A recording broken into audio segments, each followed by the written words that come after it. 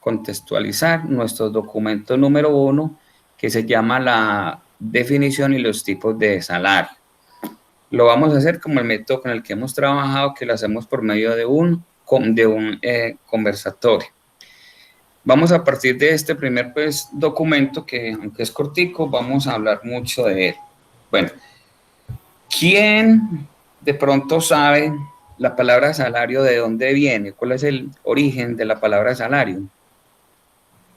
Pueden participar, hablen el micrófono y luego lo cierran. ¿Listo?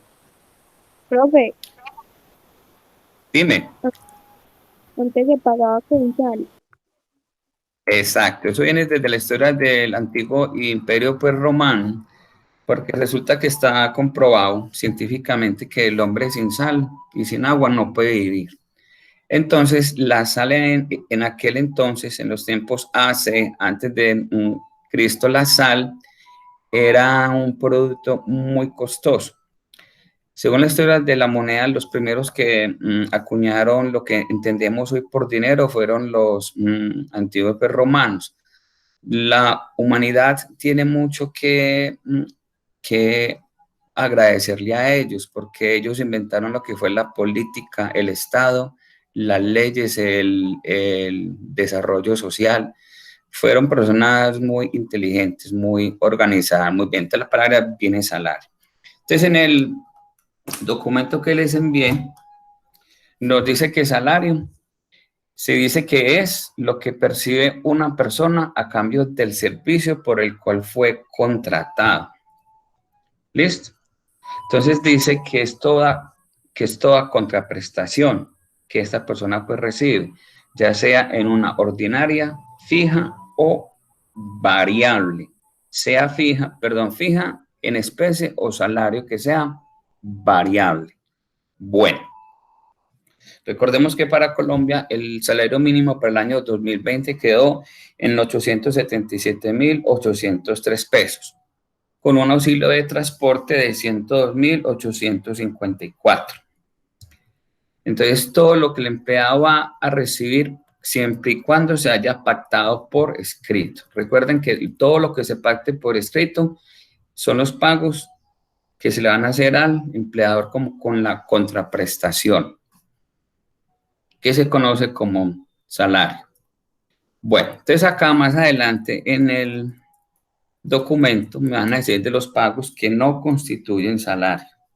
Bueno, entre ellos dice, voy a leer una partecita para poderla contextualizar con ustedes. Si hay una participación que la quieran hacer, con gusto es bienvenida, o alguna pregunta, o si de pronto les quedó un concepto que no lo entiendan, por favor me pueden participar, porque la videoconferencia, eso es lo que yo trato por hacer, que ustedes me vean, como para que nos sintamos que estamos en un salón, para no hacerla como tan fría.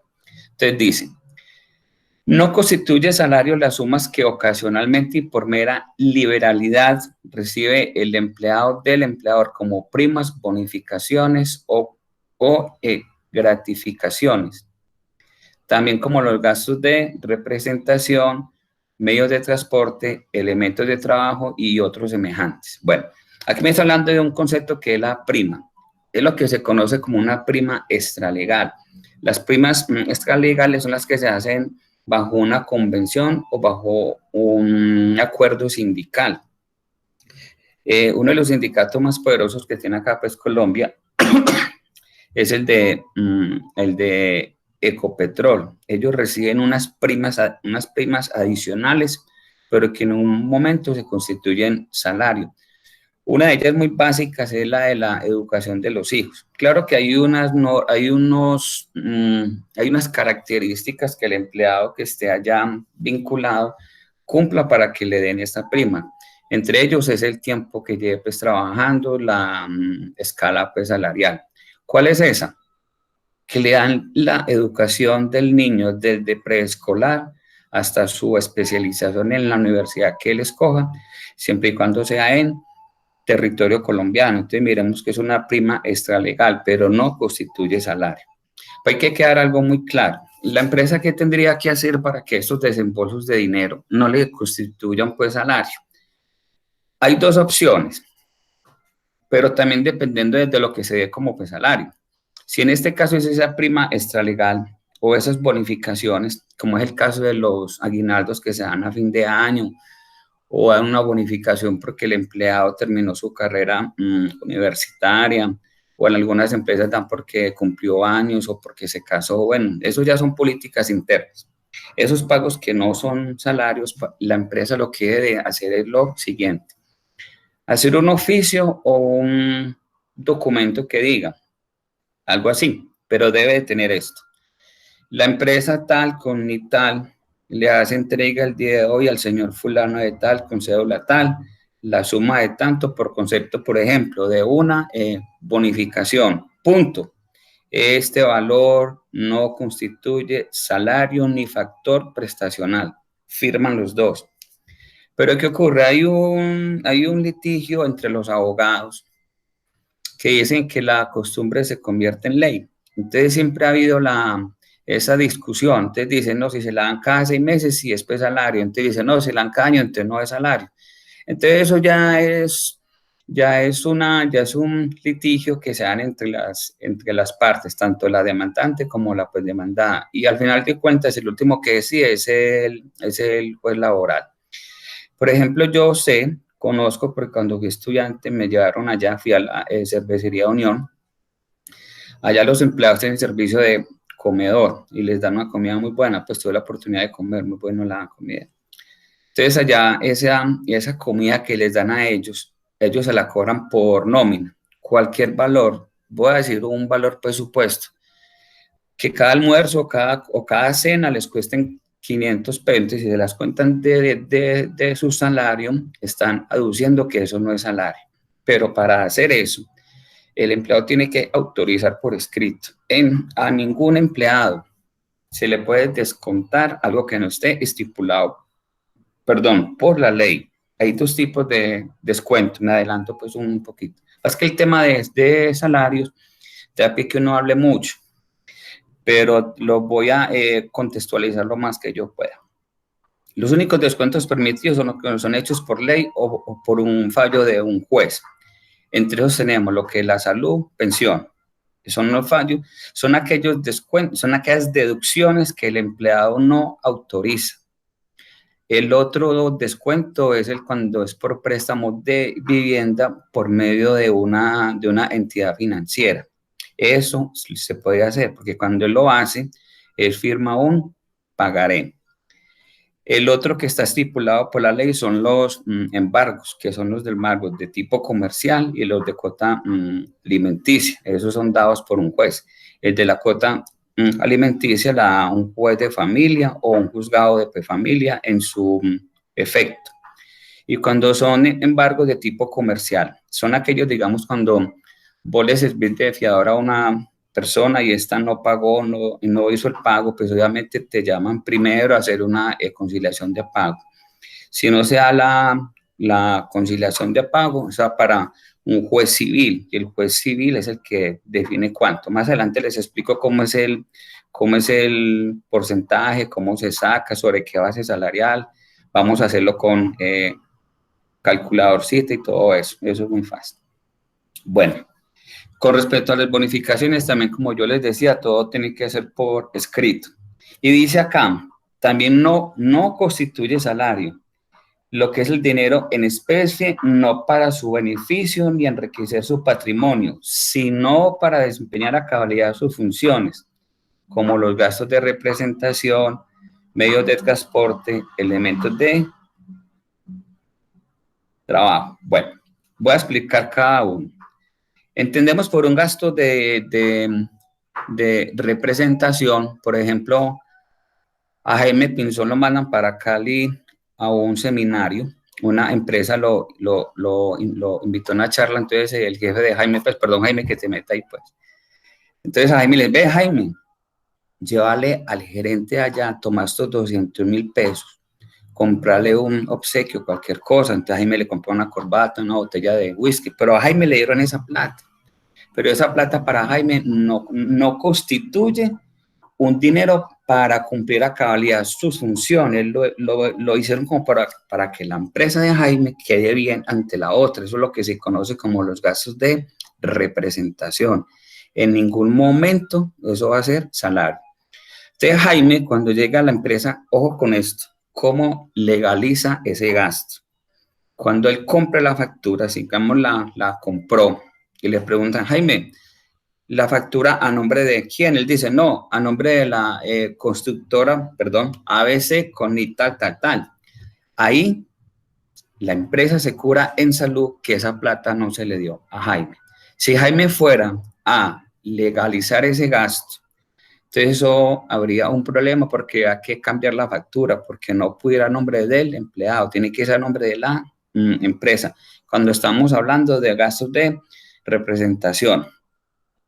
Lo mismo dice acá, los medios de transporte. Entonces, si a Jaime lo mandan en burro, lo mandan en bus, lo mandan en avión, entonces esa plata que a él le dan para que él se transporte no constituye salario.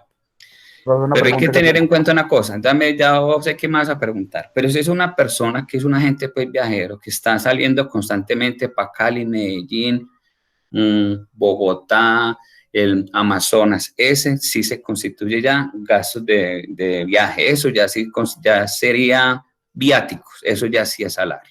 Eso es lo que me va a preguntar, ¿cierto? Parecido, otra cosita. Dale, no, aporta porque para eso estamos. Hay unas empresas que eh, les dan a los empleados, digamos, una parte para cubrir el transporte cuando se ha madrugado antes de las 6 de la mañana a laborar, ¿cierto? Entonces, esa plata como tal entra a discriminarse dentro de un aporte salarial en las colillas de pago donde se ve reflejado que la compañía le está dando X dinero antes de las 6 y después de las 11 de la noche. Sí, Porque, yo he sabido de eso también, pero ¿sabes cuándo lo hacen? Cuando, perdón, se habló pues muy pues, montañero, cuando las madrugadas o las entradas son muy constantes. Por ejemplo, 4 veces por pues, semana si lo pueden hacer. Ese es el caso, digamos, de una persona si trabaja en la Estrella y vive en Girardota, como por decir algo. Entonces, mire que ese lapso, ese transporte, si tiene que madrugar a las 6 de la mañana, que el mínimo a las 4 de la mañana. En ese caso sí aplica. ¿Sabes en qué lo he visto mucho? En el sector de la salud, a veces hacen eso. Yo sí he sí, notado pero eso. yo pienso, profe, que hay unas empresas que han utilizado eh, el tema del pacto que crean las empresas. Y dentro de ese pacto dicen de que los empleados tendrán derecho, digamos, llamémoslo así, a un auxilio de transporte siempre y cuando las empresas tengan una medida laboral a las 6 de la mañana, antes de las 6 de la mañana o después de las 11 de la noche. Pero lo que yo siempre he pensado, si es un auxilio que la compañía está dando, ¿por qué entra a ser discriminado en la parte salarial? Si es, digámoslo como tal, un regalo, un aporte, aunque es falso porque pues la compañía no le va a dar nada, simplemente por dice que la compañía legalmente tiene que demostrar que esa plata salió, se le entregó a la parte del funcionario y que realmente está. Uno dice que no se la descuentan, pero si usted mira la discriminación de la plata mediante el pago aparece que fue descontada. Eso no debe de hacerse. Yo te voy a contar un caso mío que sé y doy fe de eso. Mi esposa trabaja en el sector de la salud. Cuando a ella le toca hacer el turno de 3 de la tarde a 1 de la mañana, a ella la empresa le da un subsidio para que se transporte a esa hora, pero a ella no se lo descuenta. Lo que hoy me decís ya son políticas internas que la empresa hace. Pero para mi concepto, pues yo, pues, en el poco conocimiento que tengo sobre esta rama de la ley, en estos casos, digamos que 15 enfermeras salgan a la 1 pues, de la mañana a buscar transporte pues, para volver a la casa. Vos sabés el alto riesgo que les va a pasar pues, a nivel de seguridad. Para mí la empresa debería de suministrarle eso, el transporte.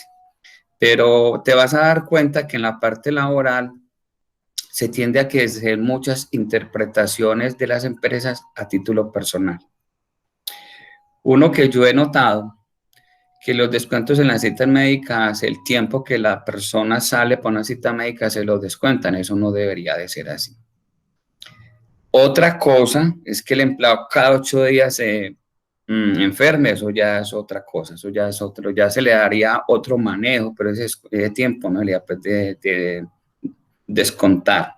En mi caso personal, yo siempre que pido una cita médica, yo la pido que sea en la hora del almuerzo o después de las 5 de la tarde, y me voy tranquilo, sin preocuparme que voy a llegar tarde, que me van a regañar, aunque en el Politécnico no hacen eso. Pero yo sí he notado que en otras empresas lo hacen. Bueno, entonces vamos a continuar con la lecturita. Dice, ya antes ya vimos lo de los gastos de viaje, listo. Aquí también me dice las primas extralegales, las primas de vacaciones o los servicios de Navidad. Eso es lo que la empresa da cuando ella quiere, los aguinaldos y eso. Las primas extralegales las he visto mucho también en el sector bancario y algunas empresas grandes. Una le llaman que la prima de por vestuario, sino que al empleado le dan un bono y le dice vaya a tal almacén y saque 4 camisas, 5 corbatas, lo que es diferente a esa obligación que la empresa hace, que es lo de la dotación que vimos en el módulo anterior. Bueno, continuemos. Si alguien quiere hacer una anotación, con mucho gusto me la hace para que todos podamos pues, participar. Bueno, vamos a hablar los tipos de salario que existen, son muchos. Ahí están nada más 2 o 3 que yo nombré, pero voy a tratar por mencionárselos todos. Entonces, antes de pasar a eso, me voy a quedar acá sobre el salario en especie. Bueno, el salario en especie básicamente son dos, o 3 de pronto, pero básicamente se dan 2 casos, cuando es el de alimentación o es el de la vivienda. ¿Se acuerdan por allá cuando leímos un documento acerca de las empleadas de servicio pues, doméstico? Que a ellas les daba un salario en especie, el cual no podía ser mayor al 50% del salario o el 30% sobre si es un pues, salario mínimo. Recuerden, chicos, siempre todo en laboral debe quedar por escrito. Cuando se hace un salario en especie al contrato, se le hace otro sí. Se le diga, según de acuerdo entre las partes, se pacta que tanto será salario en especie y va a ser representado sobre la alimentación o sobre la vivienda. Supongamos que una persona con el salario mínimo, vamos a hacer un ejemplo, 877.803 por el 30%,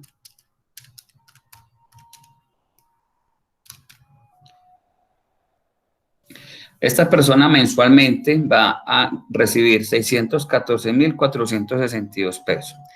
Si es empleada de servicios doméstica y es interna, recuerden que a esta persona no tendría derecho al auxilio de transporte, porque como vive en el lugar donde ella pues labora, no se le paga, pero eso lo vamos a ver más adelante a fondo.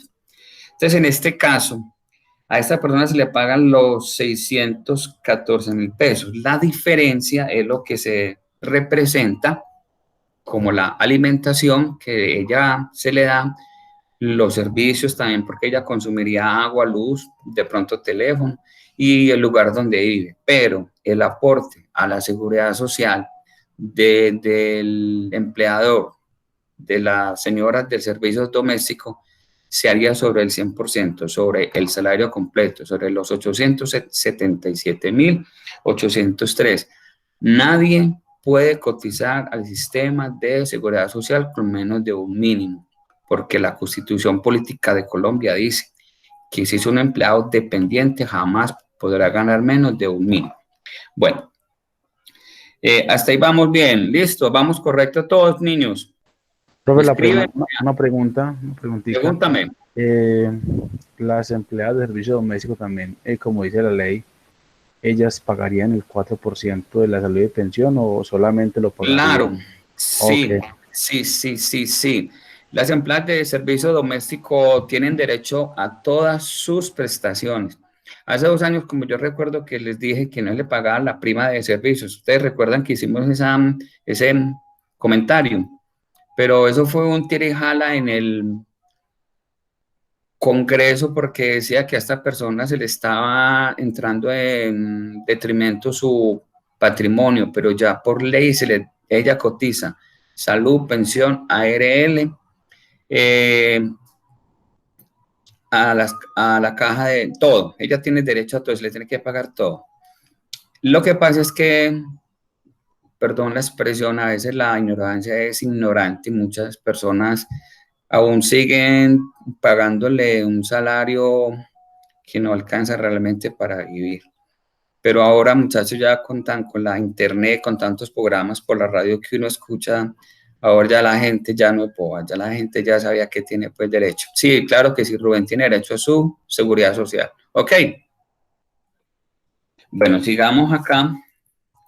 Bueno, entonces, tenemos varios tipos. Tenemos el salario mínimo legal vigente que se hizo bajo la Ley 6 de 1945. En el archivo que yo les mandé, que la tareita que me van a hacer un resumen pues pequeño, recuerden que las tareas me las suben por el INDE, tarea, no me las suban al foro, ni me las manden por pues, correo, porque les cuento que me jalaron pues la oreja, ya no lo puedo hacer por ahí, entonces ya todo por las tareas. Listo, bueno, ok.